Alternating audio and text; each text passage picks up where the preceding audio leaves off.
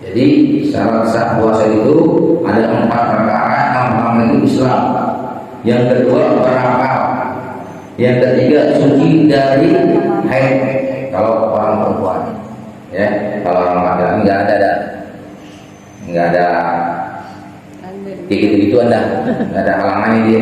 Mungkin kalau orang perempuan ini luar biasa dia masih dikasih boleh dia berpuasa kalau dia halangan. Suci dari haid orang perempuannya, kalau laki nggak ada. Dan mengetahui keadaan waktu untuk melakukan puasa. Jadi kita mesti tahu waktunya. Kita tinggalin di Tangerang, ikutin dah. Jam berapa itu mulai puasa? Jam berapa mulai buka, ikutin. Apalagi sekarang udah enak. Ya mau bulan puasa dikasih jadwal 1 bulan penuh udah enak. Kalau zaman dulu, zaman orang-orang tua kita terlebih dahulu sangat sulit. Kalau sekarang udah enak, udah gampang tinggal ngikutin.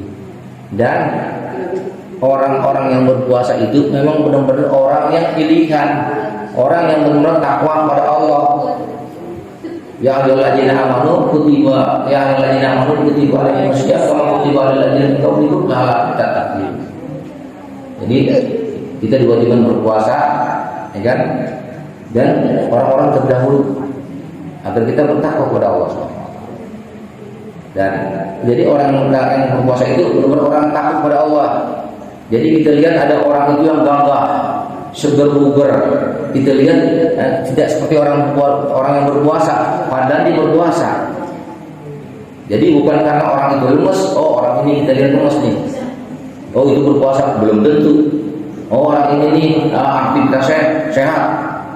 Kalau orang bilang nih jangan bawa semangat dah. Walaupun puasa dia semangat kerja, semangat dia olahraga, semangat dia untuk kalau orang sini bilang kayak gajah biji dia tetap kalau puasa dia nggak ada perbedaan ya puasa sama tidak puasa. Tapi kita lihat wah ini orang jangan nggak puasa, belum tentu. Jadi puasa ini karena ketakwaan kita kepada Allah Subhanahu Wa Taala. Dengan kita takwa, udah. Jadi kita itu melaksanakan dengan karena kewajiban. Jadi jangan kita melihat orang itu lemas kita bilang puasa, belum tentu. Kita lihat orang itu sehat dan aktivitas luar biasa, dia itu tidak berpuasa. Jadi tidak, yang menentukan dia berpuasa itu hanyalah ketakwaan dia kepada Allah Subhanahu Wa Taala. Karena bisa aja di depan kita dia berbohong, dia bilang puasa, nggak tahu dia nggak puasa. Dan ibu-ibu itu wajib, hukumnya wajib taat pada suami. Tapi urusan puasa, jangan ibu-ibu karena dengar dari ustaz, dari ulama, dari kiai, dari habaib segala macam, harus taat pada kalau orang wanita itu kalau mau sholat enak gampang, taat sama Allah dan taat sama suami. Jadi di saat di bulan puasa suami nggak mau puasa, minta dibuatin makanan, dibuatin, itu hal yang sangat salah. Jangan diikuti. Jadi ada cara-cara yang taat suami. Jadi kalau hal yang dilarang nggak boleh juga. Kasih pengertian suami. Jadi kita ini kalau dia marah berarti dia nggak punya iman. Kalau suami marah, suami nggak punya iman. Makanya suaminya suruh dekat-dekat ke masjid taklim, dekat-dekat datang ke masjid taklim, datang setiap ada pengajian, jadinya ada takutnya. Makanya kalau jadi suami, ente itu mau bener mau enggak, pertanggungjawabannya sama Allah.